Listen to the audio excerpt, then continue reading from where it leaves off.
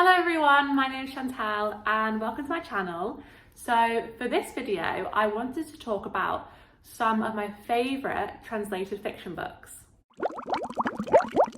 So for this video, I'm going to talk about 4 different books and they are a range of different languages.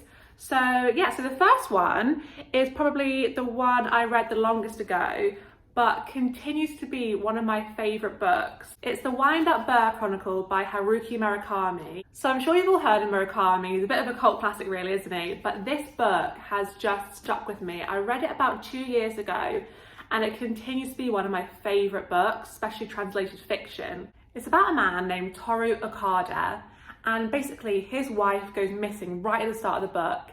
And it just basically follows him trying to find her, figure out where she's gone, what's happened to her, if she's okay. It shows him living by himself, trying to deal with living by himself and dealing with the disappearance of his wife. I absolutely love this book. There's definitely some magical realism elements in there, some really weird, just strange elements, which I just love. I think it really adds to the story because it's sort of that juxtaposition between this really like everyday life. It's set in a suburban little town. He's got just his normal house, and then these really peculiar like phone calls he's getting, or like these supernatural sort of things that happen to him, and I just love the contrast of that. So I definitely recommend this book 100%. It is translated from Japanese by J. Rubin. So yeah, I really recommend this book. I really loved it, and I would actually love to reread it because it was a while ago that I read this book, but I still think about it quite regularly. So the second book that I read is The Master and Margarita by Mikhail Bulgakov. I think that's how you say it, I'm not sure. He's a Russian author, so this is translated from Russian. And this was written around, I think it was written over a number of years between like the 1930s to 1940s, around Stalin's regime in the Soviet Union. So this book was actually not published until I believe 1960 because it was so sort of outlandish and daring. It's a satirical book which I really enjoyed. I think it really added to the story. It's a weird little story. It's basically, it starts sort of the devil coming to Moscow, and he brings his little motley crew. There's a talking cat, there's sort of like a witch-like character, and they are living in this really nice flat in Moscow. And it talks about how they infiltrate Moscow life, and they're just such a motley crew, and I loved reading about them. It was amazing. I love the satirical elements. I thought they did that so well, but obviously thinking about context and the time this was written, I can completely understand why this wasn't published until after the writer's death. But I know this is an absolute Russian classic. I definitely recommend this book. I think it was amazing. Again, I would love to reread it because I think it's one of those books that every time you read it, you can just get more and more out of it. It's such a wacky little book and I absolutely loved it. So the next book that I absolutely loved was this one, Convenience Store Woman by Sayaka Murata. And this was translated from the Japanese by Ginny Tapley Takemori. And I love this book so much. It's just a short little book, and it's about a woman who has a job in a convenience store. And it talks about how her family are pressuring her to get this proper job and get a husband and have a child and live this ordinary life. And she sort of has a go at it, but she just loves her job in this convenience store. She thrives at it, she's amazing at it.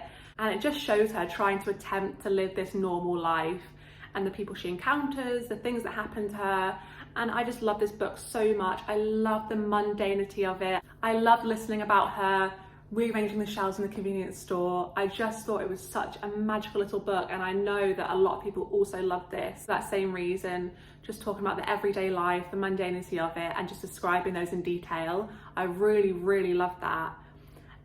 And I want to give a special shout out to another book by this author. It wasn't one of my favourites because honestly it was such a stark contrast to this one. It was the weirdest book I've ever read. It was this one, Earthlings by Sayaka Murata. And it's not one of my favourites, but I really feel like it's something that people should be reading because it was the most bizarre book and it just caught me by surprise so much.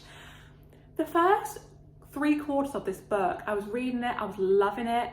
It's about a young girl and her cousin believing that they're not from this world. They think they are aliens from another planet and they're living amongst these Earthlings, and one day they're going to be taken to this other planet where they will live happily ever after. And that is when they were kids. But this story follows them all through adulthood. I honestly don't want to say too much about this book, other than where you think it's going to go, I'll tell you now, it's not going to go that way. It's bizarre, and for that reason alone, I think you should read it. I will give a trigger warning. There is some sexual abuse in this book, so if that affects you, I don't recommend it for that reason. But if you can, this book is just an amazing little weird book that I just wanted to give a quick shout out to. It's not one of my favourites, but I think it's definitely worth a read. So I just thought I would include this just for that reason. And then finally, the final book I want to talk about is My Brilliant Friend by Elena Ferrante. And this is translated from Italian by Anne Goldstein. And I love this book so much.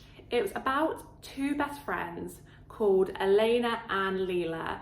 And they live in a little Neapolitan town, very working class. And it shows how they start from really young friends, and it talks about their life as they get older, go through school, leave school, get married. And I think it really demonstrates that really close, unbreakable bond you have with childhood friends. And Elena in particular really admires and looks up to Lila, and this follows her all through her life and affects every sort of big life decision that she has to make. She wants to just follow Lila wherever she goes, and as soon as Lila then changes course, Elena also wants to change course, and she starts panicking and being like, oh gosh, I'm not doing the same as what Lila's doing. Like, she just really looks up to Lila so much, and I loved hearing about that friendship. I just thought it was a really lovely book. I know this is the first book of, I think, a series of 4 of the Neapolitan series by Elena Ferrante, and I would love to read the rest of it. It does end on a cliffhanger, so I'm very intrigued to see what happens. But I love the Italian setting of this one. I read this one on holiday, like in the sun, so it's a really nice read for that. I love this book because it just shows how when you're a child and you've got these endless possibilities, like the world's your oyster, and you're sort of picking what path you want to go down, and you think, I can be rich, I can be famous, I can do anything.